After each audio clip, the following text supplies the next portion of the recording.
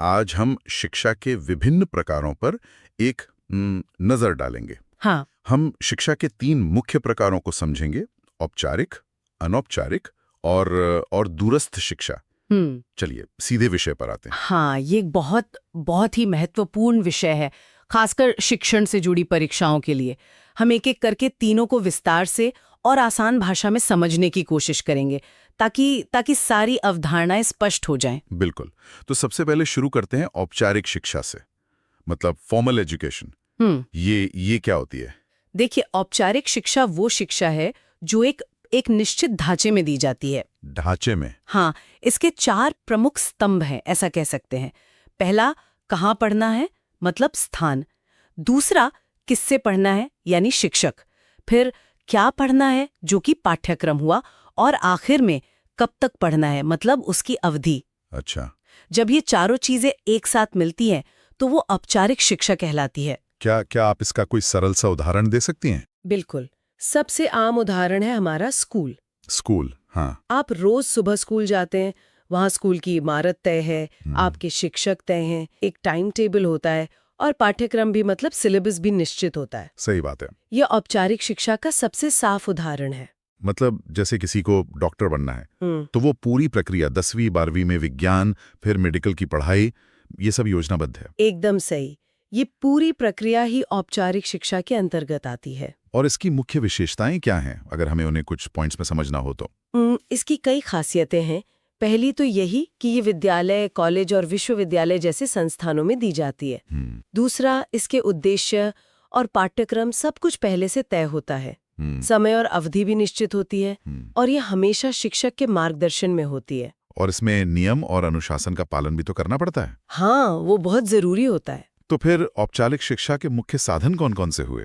इसका सबसे प्रमुख साधन तो विद्यालय ही है। ठीक है। पर इसके अलावा महाविद्यालय, विश्वविद्यालय, यहाँ तक कि पुस्तकालय, संग्रहालय और धार्मिक शिक्षण संस्थान भी इसके साधन माने जाते हैं। अच्छा, इसके फायदे तो साफ हैं, डिग्री मिलती है, नौकरी के अवसर बढ़ते हैं, लेकिन क्या इसकी कुछ सीमाएं या आप कह सकते हैं कि दोष भी हैं? हाँ, बिल्कुल हैं। दोनों पहलू हैं। जैसे? देखिए, लाभ तो यही है कि शिक्षा व्यवस्थित और योजनाबद्ध होती है।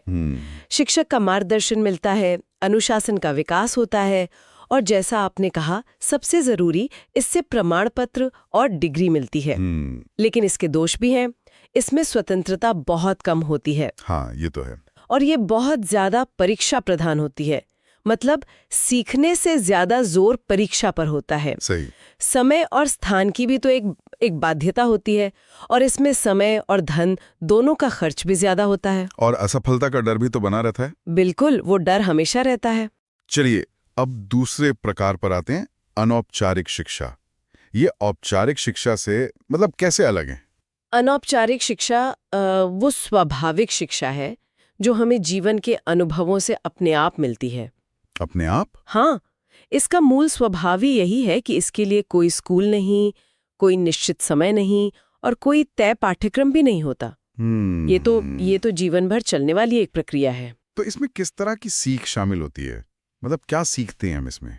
जैसे माँ अपने बच्चों को शिष्टाचार सिखाती है। हाँ। या दोस्तों के साथ खेलकर टीम वर्क सीखना, दादी नानी से कहानियां सुनकर नैतिक शिक्षा मिलना, या फिर समाज से व्यवहार सीखना, ये सब कुछ अनौपचारिक शिक्षा ही है। अच्छा, तो अगर मैं इसे सरल शब्दों में कहूं तो औपचारिक शिक्षा हमें किताबी ज्ञान देती है और अनौपचारिक शिक्षा हमें जीवन जीना सिखाती है। बहुत खूब, आपने बिल्कुल सही तरीके से इसे समझाया है। इसकी क्या विशेषताएं हैं फिर? पहली और सबसे बड़ी विशेषता तो यही है कि ये विद्यालय के बंधन से पूरी तरह मुक्त होती है। ये अनुभव पर आधारित होती है और ये जीवन भर चलती है। ये हमें नैतिकता, संस्कृति और व्यवहार का ज्ञान देती है। एक तरह से ये व्यक्ति को वास्तविक जीवन के लिए तैयार करती है। अगर इसका मुख्य साधन पूछा जाए तो वो क्या होगा? अनौपचारिक शिक्षा का सबसे प्रमुख साधन है परिवार। परिवार? हाँ, उसके बाद पड़ोसी, समाज, खेल का मैदान और आज के जमाने में मीडिया जैसे अखबार, रेडियो, टीवी और इंटरनेट भी इसके बड़े साधन हैं। लेकिन क्या इस तरह की शिक्षा की भी कोई चुनौतियां या कमियां हो सकती हैं? हाँ, चुनौतियां तो इसमें भी हैं। जैसे? एक तो इसमें कोई निश्चित योजना नहीं होती, सब कुछ अचानक होता है। और क्योंकि कोई तय शिक्षक नहीं होता तो सही और गलत ज्ञान के बीच एक भ्रम हो सकता है। हाँ, ये बड़ा खतरा है। और इसमें कोई प्रमाण पत्र तो मिलता नहीं है, तो सफलता पूरी तरह से व्यक्ति की अपनी कोशिशों पर ही निर्भर करती है। ठीक है। और अब बात करते हैं तीसरे और आखिरी प्रकार की दूरस्थ शिक्षा, डिस्टेंस एजुकेशन। इसका क्या मतलब है? देखिए, दूरस्थ शिक्षा में शिक्षक और छात्र एक ही स्थान पर मौजूद नहीं होते। शिक्षक कहीं और होता है और छात्र कहीं और, लेकिन फिर भी शिक्षा चलती रहती है। आज के समय में तो इसके बहुत उदाहरण हैं। हाँ, है ना? हाँ, बिल्कुल। ऑनलाइन क्लास, यूट्यूब पर लेक्चर देखना, या जो पुराने पत्राचार पाठ्यक्रम होते थे, कॉरेस्पॉन्डेंस कोर्स। हाँ, कॉरेस्पॉन्डेंस कोर्स, वो सब इसके आम उदाहरण हैं। भारत में तो दूरस्थ शिक्षा को बढ़ावा देने के लिए 1985 में इंदिरा गांधी राष्ट्रीय मुक्त विश्वविद्यालय यानी IGNO की स्थापना की गई थी। हाँ, इग्नू। हाँ वो इसका एक बहुत बड़ा संस्थान है जी। तो इसकी क्या विशेषताएं और लाभ क्या हैं? इसकी विशेषताएं तो ये हैं कि ये ऑनलाइन या पत्राचार के माध्यम से होती है। ठीक है। छात्र अपनी रफ्तार से पढ़ सकता है और ये अक्सर कम खर्चीली भी होती है और खासकर जो लोग नौकरी करते हैं उनके लिए बहुत उपयोगी है। और फायदे? लाभ यही है कि इसमें समय और स्थान की पूरी स्वतंत्रता होती है। जैसा मैंने कहा, ये कम खर्चीली है और शिक्षा को ज्यादा लोगों तक पहुंचाती है। और इसके कुछ नुकसान भी हो सकते हैं? हाँ, इसकी कुछ दोष भी हैं। सबसे बड़ा तो यही कि तकनीकी साधनों पर निर्भरता बहुत ज्यादा होती है, जैसे कंप्यूटर या स्मार्टफोन और इंटरनेट। सही बात है। और जो प्रैक्टिकल विषय होते हैं उन्हें सीखने में बहुत कठिनाई हो सकती है। हाँ, ये तो है। एक और बात है, छात्र कभी-कभी सामाजिक अलगाव या अकेलापन महसूस कर सकता है। बिल्कुल। और तकनीकी समस्याएं तो कभी भी पढ़ाई में बाधा डाल सकती हैं। तो आज हमने शिक्षा के इन तीनों प्रकारों को काफी विस्तार से समझा। क्या हम इसका एक त्वरित सार देख सकते हैं? जरूर।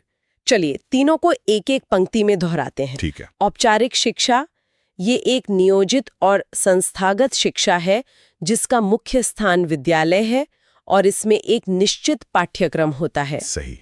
परिवार और समाज है और इसका कोई पाठ्यक्रम नहीं होता। और दूरस्थ शिक्षा, ये तकनीक पर आधारित लचीली शिक्षा है जिसका स्थान इंटरनेट या घर होता है और इसमें स्व अध्ययन पर जोर दिया जाता है। इसको याद रखने का एक और भी सरल तरीका हो सकता है। हाँ बिल्कुल, बताइए। स्कूल की शिक्षा है औपचारिक। सही। घर और समाज की शिक्षा है अनौपचारिक। हाँ। और मोबाइल या ऑनलाइन शिक्षा है दूरस्थ। बहुत बढ़िया, बस इतना ही। ये थे शिक्षा के 3 मुख्य प्रकार